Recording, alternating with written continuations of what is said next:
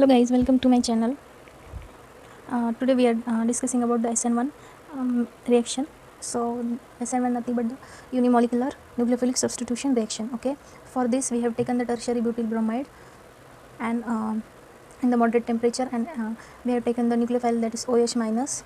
Basically this SN1 reaction goes via two-step reaction, two-step reactions.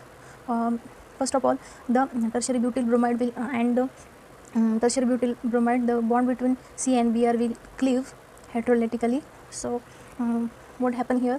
So carbon which is delta positive and Br minus is the delta negative, that is the charge of the species. So after the breaking of heterolytically, the tertiary carbocation will form and the bromide will form, and this step formation is the slow step. So and the living group will leave from this step. So after that, what we get? We got the carbocation, tertiary carbocation. So now what happened? Hello. So after this, this carbocation is sp2, which is flat and planar in nature, and the formation of sp2 to sp3 after the before and after the nucleophile attack at the conversion between sp2 to sp3. This is the Walden inversion which takes place here. So after this attack of the nucleophile, we got two types of product, that's 50% inversion and 50% retention product after the attack of nucleophile. So what we get here? We have taken the CH3 above, here we have taken the CH3 below, means to show the 50% inversion and the 50% retention, and rate of such reactions is depend upon the reactant, that is we have taken the tertiary butyl bromide. Okay, stereochemically this form 50% inversion and 50% retention, and here the vacant 2p orbital will capture this OH minus to form such a products. So this is nothing but the SN1 unimolecular nucleophilic substitution reaction. Now energy profile diagram. Shows that the reaction, here we have taken the energy in y coordinate and reaction coordinate on x axis. So the reactant, that is tertiary butyl bromide, it goes slowly up, and after this formation of the transition state, here the formation of carbocation form, and after that the rate is the energy is decreasing, that is the formation of the tertiary alcohol is formed, and this happens in the SN1 reaction mechanism at moderate temperature. So now stability of SN1 reaction is tertiary carbocation is more stable than secondary carbocation than primary carbocation, and the rate determined step depend on the skeleton of carbon. We have seen that the living group along with factors like temperature, solvent, but not the nucleophile.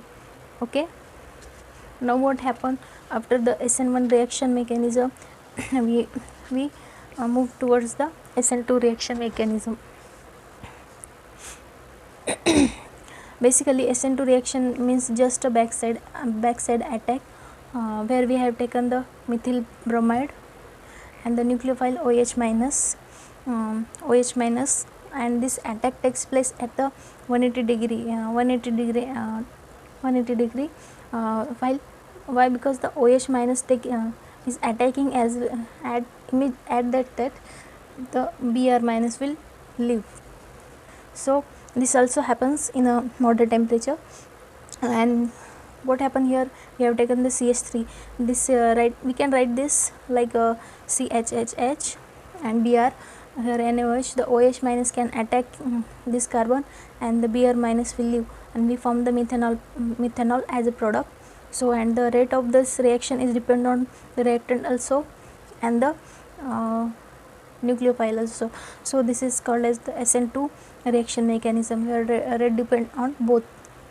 Okay, now this is the energy profile diagram. We have taken the energy on y coordinate and reaction coordinate at the x axis. So here while we are attacking this nucleophile on this carbon, that's the methane. So at the carbon, so the living group tries to live, and this is shown by the transition state where nucleophile is trying to attack on this carbon, and this living group tries to live from this carbon. Okay, the starting material we have taken this methyl bromide, and after that we have got the highest energy transition state here, and after this we got the product like this, where the attack of nucleophile take place and the living group of after living group live. Okay, so here now what happened, we know that the nucleophiles are electron rich species, and these have filled orbital. Okay, so here is nothing but the C and X bond. X means the halide which we have taken the bromide. Okay, and the empty sigma star orbital of carbon and bromide bond, here we have shown that, and we are also shown the transition state, what actually happens in the orbital state. Okay, here nucleophile tries to form the new bond with carbon, which is having the orbitals, and this is the living group which is tries to live.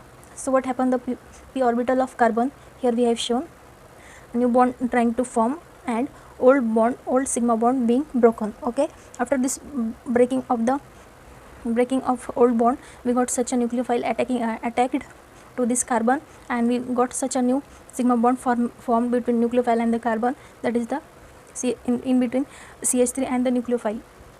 Okay, now what happened, we compare what is SN2 and SN1 reaction, which reaction occurs in SN1 and which does not occur in SN2 reaction. Okay, so we have taken this example. After the living group will live from this compound, but we get the living group live, so we got such a secondary carbocation, and which is good for SN2 mechanism, not for SN1 mechanism. Okay, now for this tertiary butyl which having living group, after the living group what we get, the tertiary carbocation will form, and which is not good for SN2 reaction, where is favorable condition for the SN1 reaction, where we know that tertiary carbocation is more stable than secondary than primary carbocation. After that, the third example we have shown, that is the here the resonance happens after the removal of living group. What happened, the benzylic carbocation form, and which is stabilized by resonance effect. Okay, resonance effect, and which is good for SN1 reaction also and SN2 reaction also. So this was the SN1 and SN2 reaction mechanism.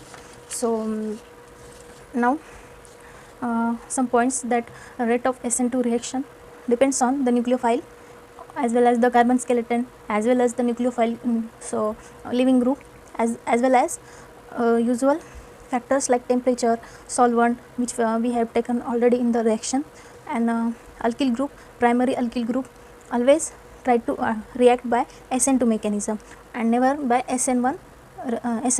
Okay, why? Because we know that tertiary carbocation is more stable than secondary than primary, so it will tries to favor the SN1 reaction by tertiary carbocation. Okay, and in SN2 reaction, there is the 100% of inversion of configuration will form by stereochemically. So, and in SN1 we know that the 50% inversion and 50% retention configuration we got. So thank you everyone.